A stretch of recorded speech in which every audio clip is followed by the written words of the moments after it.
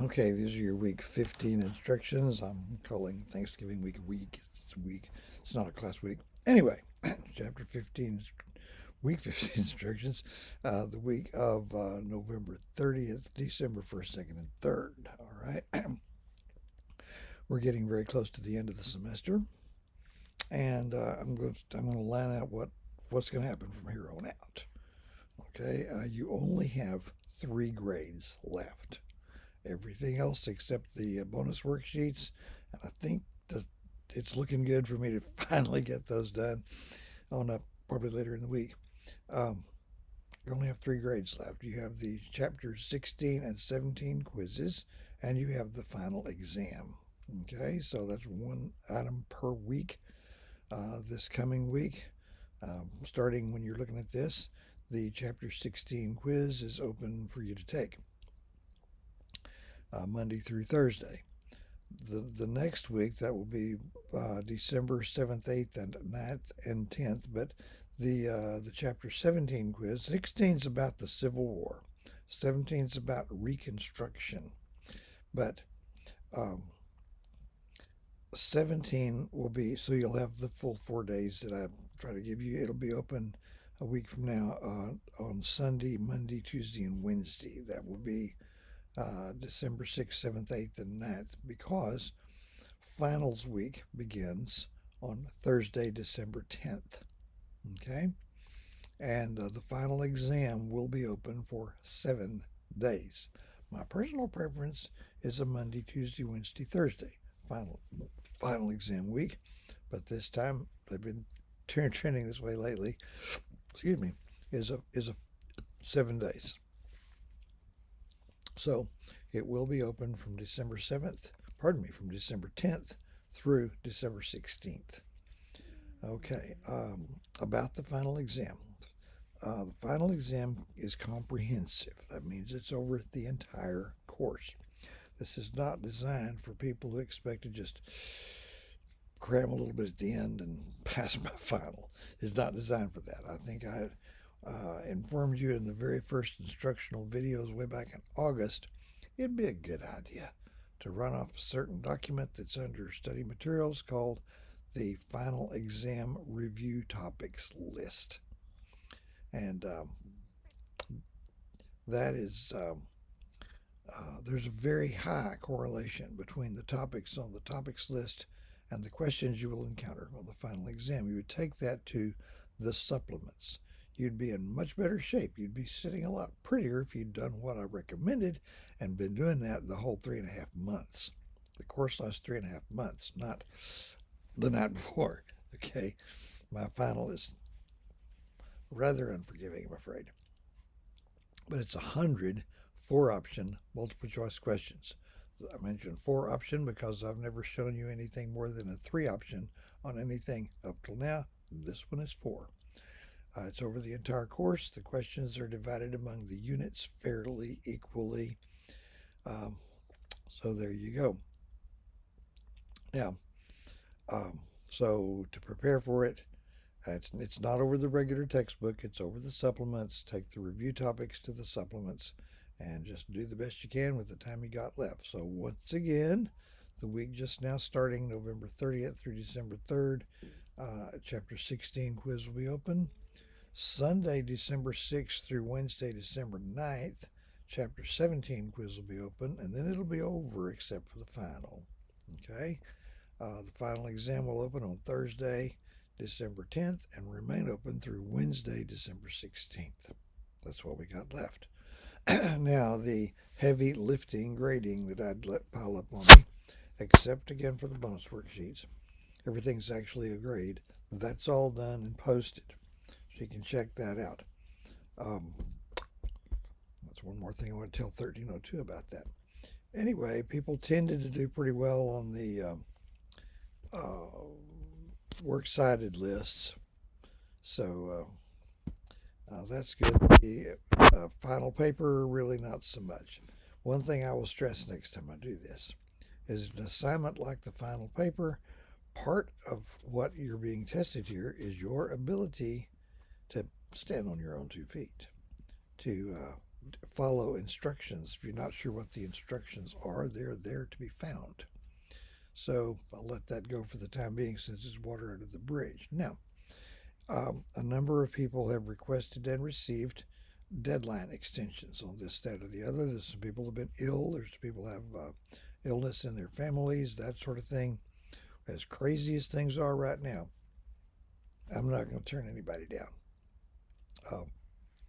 Anyway, you were given an extended deadline, and if you took care of the assignment and submitted it, and it hasn't been posted yet in the grades, then shoot me an email so I'll know to find that and grade it.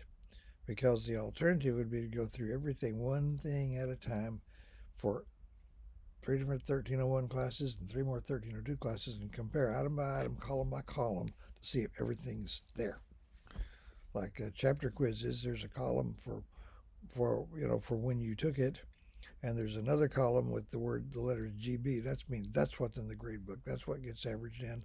That way 110 is 110 and not 100. 100's 100 and not 91. Not that it matters to very many people, but that's going to go away in the spring. Save myself some trouble. The reason I had the 110 possibility was because the chapter quizzes were quite demanding. People didn't tend to do very well on them. A lot of people had failing averages on those, but what helped me make up my mind, I don't remember which class it was, but 19 people took a chapter quiz. 21 people in a class took a chapter quiz, and 19 of them made either 100 or 110. There's only one way that can happen. 2 ways. One is you're all geniuses with total recall. The other is things were happening that would never happen if I were watching you in a classroom. So it's going to go to 100. Okay. So if you have missing assignments or anything like that, and you want to be able to clean that up, send me an email. I'm not gonna fuss at anybody. Okay. All of that has to be done by next week, by Wednesday, December 9th. I'm not going to grade any more late stuff. Everything will shut down. Deadlines will have expired, and it will be over that day, because that's the last day before finals. We're not going to carry this over into finals week. If you want to know what your average is, I guess I figured most or all of you could find that. It's a figure that's going to be labeled total, I believe. I think that's what that column looks like in my grade book, which looks different. I think from what you're going to see, you're just going to see a vertical thing with each of your grades on there, and probably near the bottom it'll say total. That's your average. I believe out to a decimal place. Don't think it's 2 decimal places.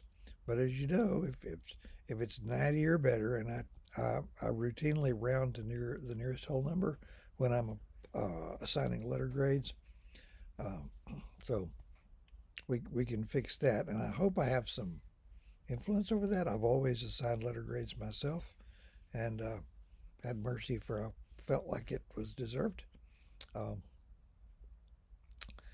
But I can't. I don't know for sure, but what the machine is going to assign the letter grades, or what opportunity I will have to do what I usually do. Now, I routinely apply a formula to your raw score on the final. It's 100 questions.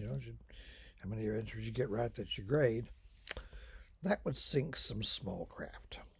So I routinely apply a little formula. All you really need to know about that is you're probably pretty happy about it. Okay. So something else I was going to throw in. What was it? Anyway, we'll pull this out of the fire as best we can. So start taking care of any loose ends, and preparing for the final. It was not too soon to start preparing for the final the last week of August. I'm guessing not very many people did that. So that's what's in front of you. Now, I had to change up my average to compensate for the fact that I didn't have a map test thing anymore. That ran through the first half of last spring semester. Not a way to put one on online, so that's just gone. Kind of wish I still had it. So my final exam was always 20%. I believe it's now 25%. That's more like what most people do, which means that it would, you know what, I'm going to save the math for later. Here's what I was trying to remember to say. I'm going to post a little document explaining to you how to calculate what kind of grade you would need on the final to achieve a target prescribed letter grade. Now you're shooting at some pretty wide windows here, but you can find out if the letter grade you're hoping for is still mathematically possible. And the final exam counts more than it has in the past. So this time it only takes a 4-point variance or differential between the average you bring in the door and the average grade you make on the final to change your average by 1 point either way. Used to be 5. So I'll let that go, and I'll be posting videos. The ones for this week basically are going to be the run up to the Civil War. And I don't know if I don't really spend much time in class on the Civil War. You notice my chapter on that's pretty short. You either have to have a short summary of a chapter that flies over it at a high altitude, or write a multi-volume history. I've read 2 or 3, but I'm not really up to writing one. So check daily. Okay, I'll try to get probably at least 2 or 3 up per day, and then we'll be done. And next spring I'll have an easier life because it'll already be ready, and I won't be struggling to get them all done as I go along. Anytime you have a question, email me. So glad you had a good Thanksgiving. Hope you didn't gain too much weight or anything like that. And as far as I know, everybody came back alive. So go for it. One more little thing I need to clarify. I sort of left this hanging in midair. I mentioned an average of 90 or better. Well, let me finish that statement. That would be an A. If you come out with a final average of 90 or more, that's an A. Told you about this up front. An average in the 80s is a B, 70s a C, 60s something called a D, which would be, you would have achieved the credit as far as Weatherford College is concerned. It's iffy whether you can transfer it or not. 59 or below, and I will give you an F, and I will sleep like a baby. It's too easy to avoid that. Just thought I'd clarify that. So there you have it.